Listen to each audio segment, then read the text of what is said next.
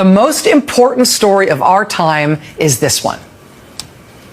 What is this country going to allow him to do? This is an attempted authoritarian overthrow of the United States Constitution and the U.S. government, the attempted imposition of a dictatorial regime. That is clear. That is unambiguous. I think it is unquestioned. I think there are very few people on any side of American politics who would contend with that. The question is whether it will work. And the way we will find out whether or not it's going to work is not going to be something that happens in the White House. It's going to be something that happens in the streets and in the courts and in the states and in Congress and in every other place that people are trying to say no. The strength of the movement against him is what will determine our fate as a country. And what we are seeing over and over again in what I believe is the most important story in the country, what we are seeing over and over again is that protesting against him works. That he wants to seem strong, but he is not that strong. Organizing against him works. Fighting him in court works. Pushing back works. Protesting in the streets works. Donald Trump is always angry and screaming about something, but what really sets him off, what makes Donald Trump tick, are his crowd sizes, or should I say his tiny little crowd sizes, and that is why his military parade today, the failure that it was, is so humiliating to Trump, and he tried to cover it up. Because the White House and Trump started sharing photos of this event that notably left out one key detail: how tiny the crowds are, and they were instantly humiliated for it. We're going to get into it all. But before we do, if I could quickly ask you to leave a like on this video, and if you haven't already, and you enjoy our channel, to hit that subscribe button, because it goes a long way in supporting our work. Now, before we can get into how all of these posts by Trump backfired and the little edits they made to them to make it look a little better, even though it wasn't, I want to hear from Rachel Maddow, who gave such an important statement on why the protest today mattered so much. And I want to take a look at that right here. So what is the most important story in our news right now, in our country, in this moment in American history? I mean, there is clearly, I think if we're being honest, we sort of stop beating around the bush about it.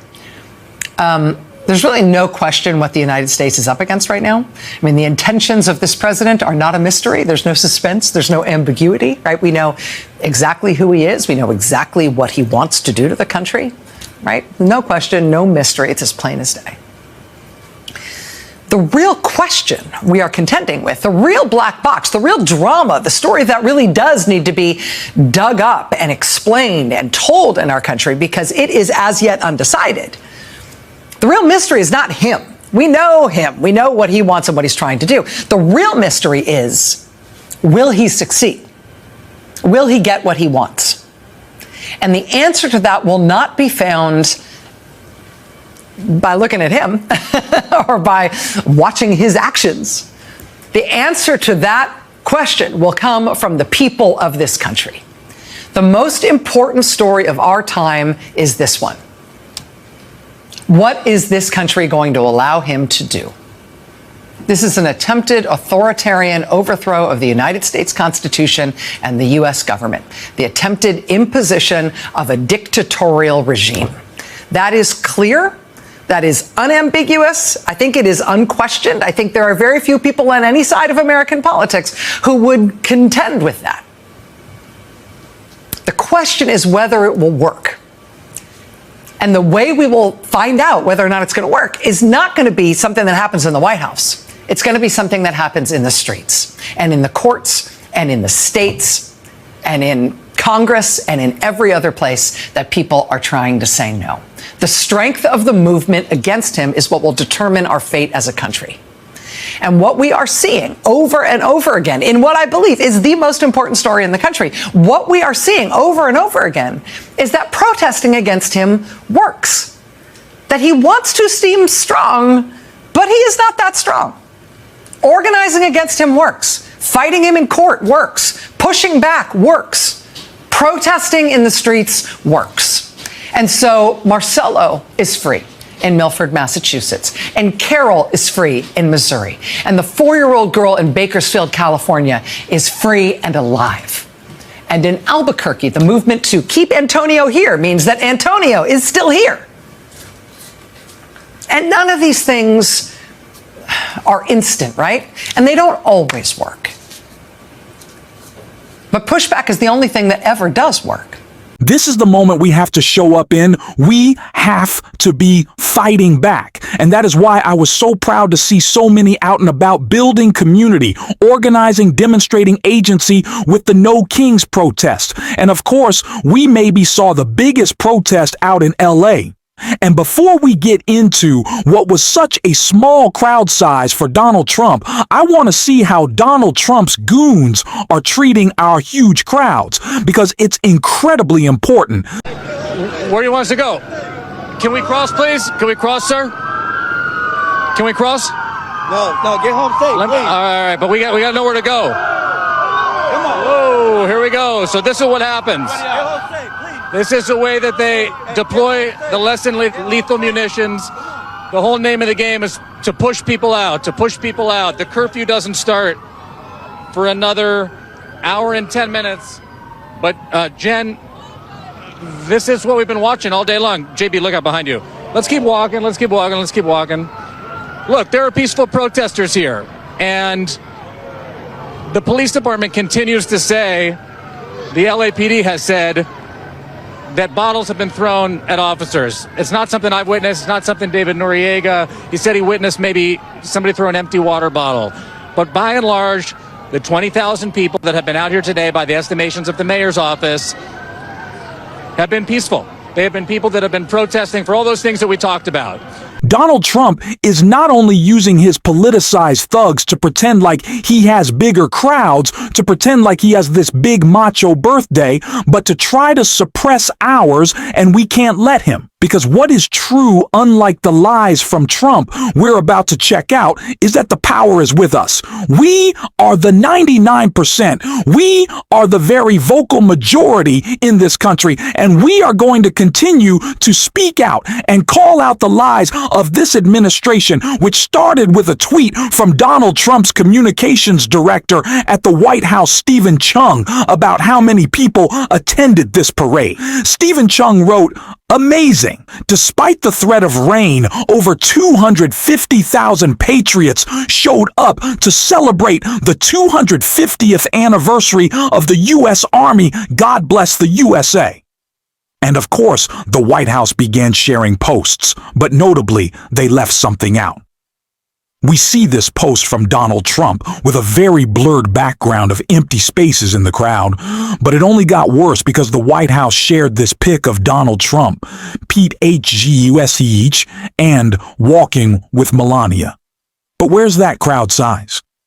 Brian Tyler Cohen responded, "Why no shots of the crowd?" The White House was quite literally posting any image possible that did not include the size of the crowd, including shrinking down their images to only include a street view so you just couldn't see how few people were there. Not a single photo, not one photo shared by the White House showed just how empty the crowd was to see Donald Trump's birthday parade. It was a complete joke, and they are trying to cover it up. They cropped their photos. They took them very specifically, so you couldn't see Donald Trump the whole time was oh so sad. Oh, he was oh so sad that no one wanted to show up to his birthday. And of course, I want to look at a couple of those videos here. We can see that no one is in the bleachers. No one is out in front of Donald Trump. Trump is sad. Pete Hecht was falling asleep. So is Marco Rubio. I heard Melania left early. An absolute disaster. But it wasn't the only big event today. Of course, the Nose Kings protest was a complete success, and one of the best moments of it for me was Congressman Jamie Raskin delivering incredible remarks. And I want to take a look at those, because that's what an actual crowd looks like. Let's check it out. To pass budgets and taxes, we've got the power to create departments and spend money. We have the power to regulate commerce with foreign nations and therefore to enact tariffs, which is why his tariffs have been struck down by United States District Court.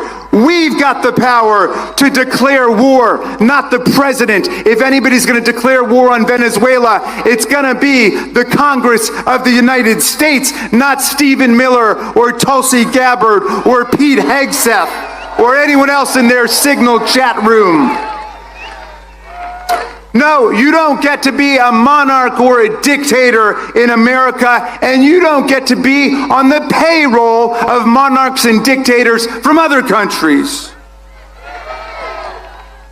Sorry, Donald, you don't get to keep the millions of dollars you've pocketed from Saudi Arabia, from China, from the United Arab Emirates or Qatar. You've got to return all the money your golf courses and country clubs have gotten from the Secret Service, the Department of Defense and Commerce, and so on. Our government is not your personal ATM machine. His son, Donald Trump Jr., says, my dad doesn't even accept his salary. I'm sorry, that's all he's allowed to accept.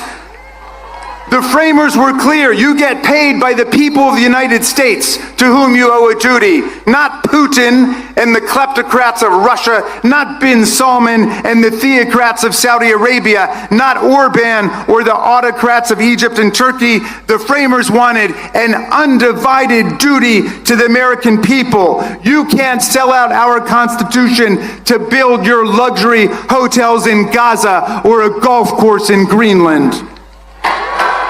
My friends, the people are winning all over America. The bullies are on the run. We ran Elon Musk out of town.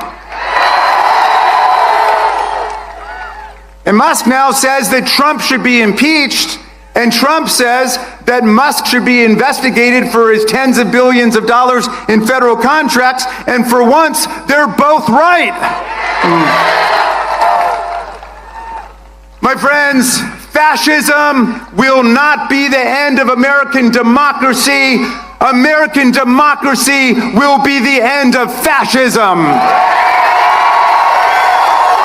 We will stand up for democracy and human rights and freedom all over the world. We will stand with President Zelensky and the people of Ukraine against Putin's filthy, bloodthirsty invasion.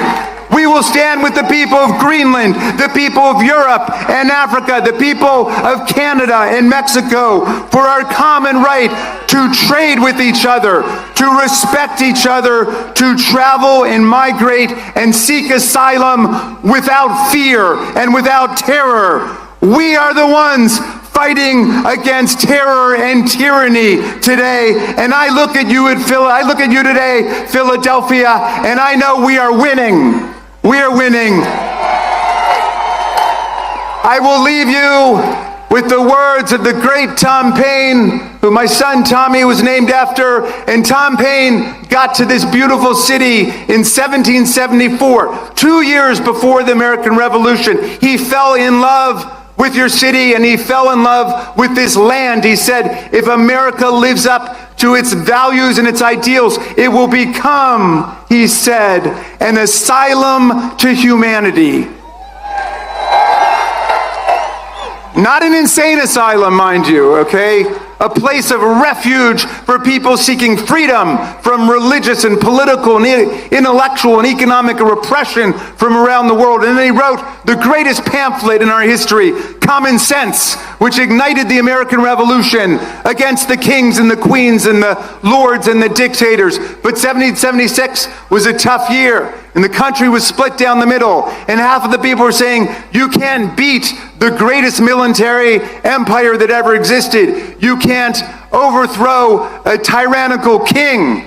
It won't work, they said. But half the people said, let's give it a try. Let's pledge to ourselves, our lives, our fortunes, our sacred honor to build a government that rests on the consent of the governed and the rights and the freedoms of the people. But in 1776, Paine wrote another pamphlet called The American Crisis to give people hope, to see it through all the way. And I'm going to quote a little passage for you. I'm going to update the language pursuant to instructions from Nancy Pelosi, because she said Tom Paine was a feminist and he wouldn't mind.